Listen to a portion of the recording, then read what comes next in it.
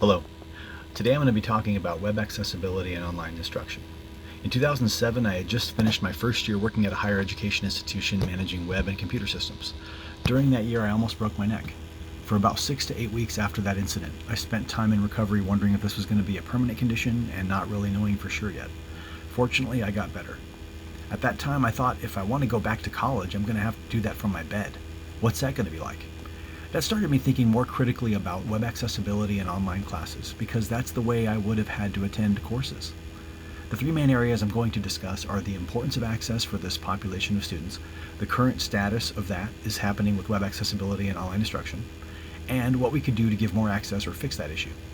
So the importance of access for this population. The United Nations and the World Health Organization have identified persons with disabling conditions as the largest minority group in the world. At about 15% of the world have some form of disabling condition. An interesting fact, every single one of us, at some point in our life, through illness, injury, or age, will become a member of the disabled population through any one of those factors.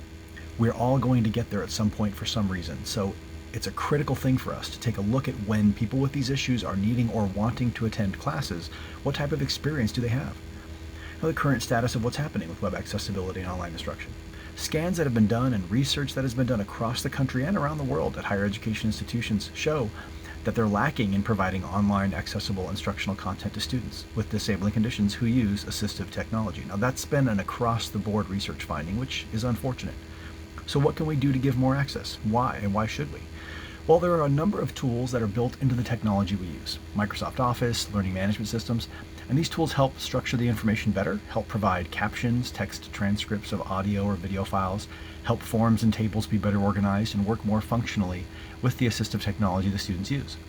Those are just the basics.